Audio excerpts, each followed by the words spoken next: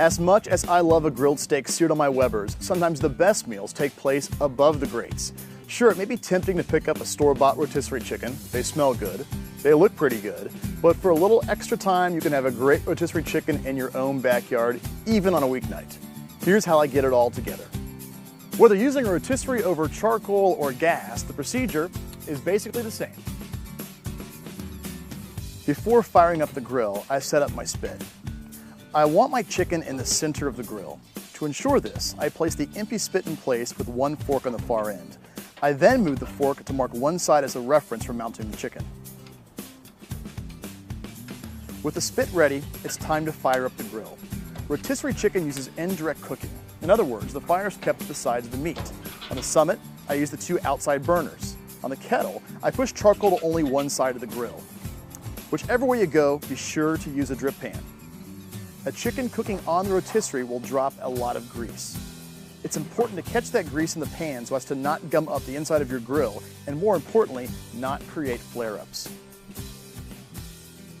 For heat, shoot for medium, roughly 350 to 400 degrees Fahrenheit. Prepping the chicken is straightforward. Take a fresh chicken, about 4 to 5 pounds. You're gonna cut off the wing tips and any excessive fat. Before mounting the bird on the rotisserie, I like to truss it. Now, trussing the bird keeps the meat together, promotes even cooking, and creates a killer presentation when cooked. There are a number of different ways to truss a chicken. Here's what works best for me. Use what works best for you. Take the butcher twine, put a loop in the middle of it. Wrap the legs together, then bring the twine towards the neck of the chicken.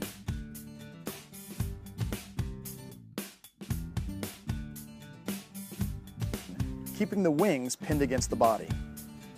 Tie it off, keeping the twine as tight as possible.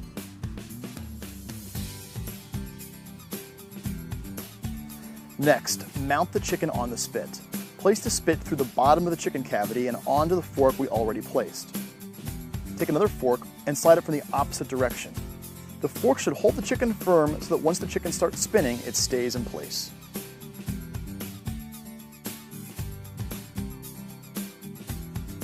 When it comes to seasoning a rotisserie chicken, I always wait until the bird is placed on the spit.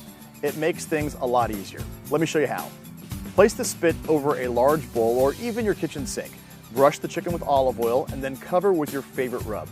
Rotate the spit as you work the ingredients onto the chicken. Although you could leave the chicken on the countertop, the bowl makes it a much easier process to manage. With the grill to temperature, it's time to mount the spit. Put the pointed end into the rotisserie motor and place the spit across the grill. Start the motor up and lower the hood.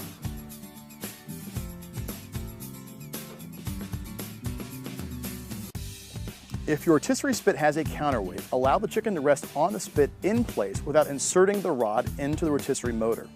The heaviest part of the bird will rotate to the bottom. Place the counterweight in the opposite direction. This helps to balance out the chicken, putting less stress on the rotisserie motor. Depending on size, these chickens will cook anywhere from an hour and 15 to an hour and 30 minutes.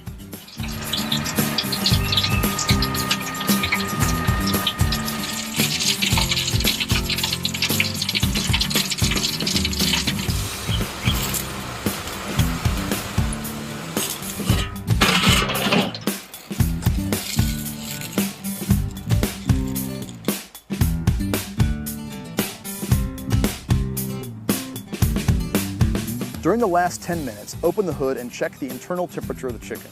You want 165 degrees Fahrenheit on an instant read thermometer. Check between the thigh and the leg. With the chicken done, it's time to get it off the grill. Remember now, the spit is hot, so wear a pair of grill gloves to protect yourself. Stop the motor and remove the spit. With the chicken on a sturdy surface, use either a gloved hand or a pair of tongs to loosen the fork screw. Slide off the fork, then slide off the chicken. For safety, I like to return the spit to the grill to allow it to cool. There you have it, rotisserie chicken. I guarantee after you grill your own, you'll never give one of those store rotisserie chickens a second look. And don't forget, rotisseries aren't just for chickens.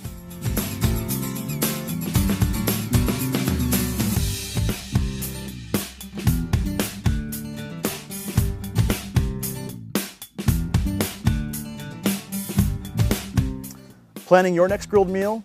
Consider giving it a spin.